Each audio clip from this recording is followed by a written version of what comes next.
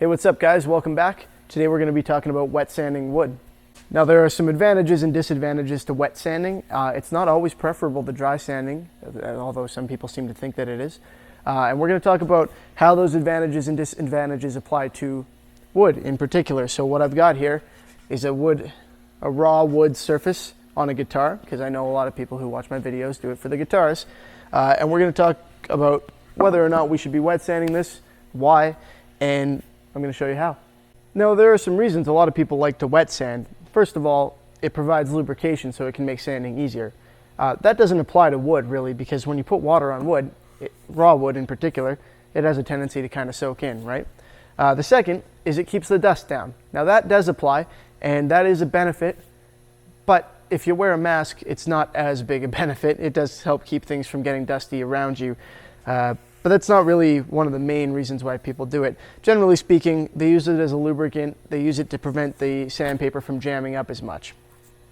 Now, when you're talking about wood, water and wood don't necessarily mix all that well. If you put too much water on a piece of wood, it can absorb it and swell. So you do have to be careful when you're wet sanding something like raw wood. If you're wet sanding a clear-coated finish, not as big a deal. But in a lot of cases, I avoid wet sanding things like guitars because I don't want them to swell up.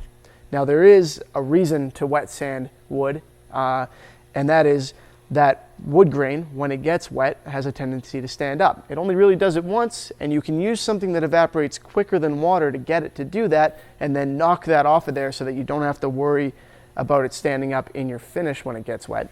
But water is also an option if you use a little bit. So what we're going to do is wet sand the surface of this guitar using just a little bit of water to get that grain to stand up, and we're going to use the sandpaper to knock it off there and make sure we've got a smooth finish. I'll bring you in closer and you can watch me do that. So when I wet sand wood, on the occasion that I do that, it's not like color sanding a clear coat finish. I don't take a sopping wet rag and slam it on there, make sure it's nice and wet, squeeze some water on there and sand. What I do is I just take a little bit, wipe it onto the surface, and I can feel the surface getting rougher as I do this, as that grain stands up, and then I go ahead and sand that back. I don't want a whole lot of water on there because I don't want it to soak in and cause problems, but I can already feel that that's nice and smooth now after I've done that. And I use a fairly high grit sandpaper, like 400 or 600 usually when I do this, although not everybody sands wood to that level because it's not always necessary.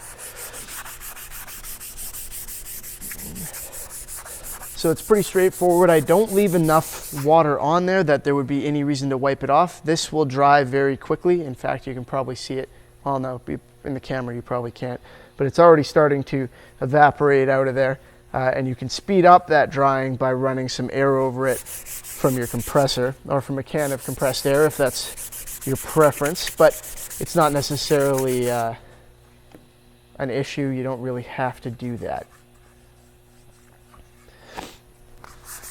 Now you can get a very good smooth finish doing this, and afterward, once it dries, it should be pretty good, and you probably don't have to worry too much about sanding afterward. But with raw wood, after I've wet it down and let it dry completely, I like to go over it again and just do a quick finish sanding dry so that I make sure I know what I'm dealing with, and then clean it up after before I finish it. Now you can, like I said, use something that evaporates quicker than water, like a solvent like methanol or naphtha or something like that. And then you don't have to worry so much about it soaking in. It'll dry up faster, but you still can use that even afterward, after you do your final dry sand, as a cleaner to make sure that you're kind of getting what you think you're getting, because sometimes things change as it dries up. That's really about all there is to it. You just don't apply too much water, and you can see after that wet sanding, this is dried completely now, and it's so smooth that you can kind of start to get a little bit of shine from the lights off it. So there's nothing wrong with wet sanding your wood. You just have to be careful about it. That's about it for this video. In a subsequent video, we'll apply a finish to this. I think I'm going to do a polyurethane by hand, so feel free to stay tuned for that. If you liked the video, I'd appreciate it if you gave it a thumbs up, and as always, thanks for watching.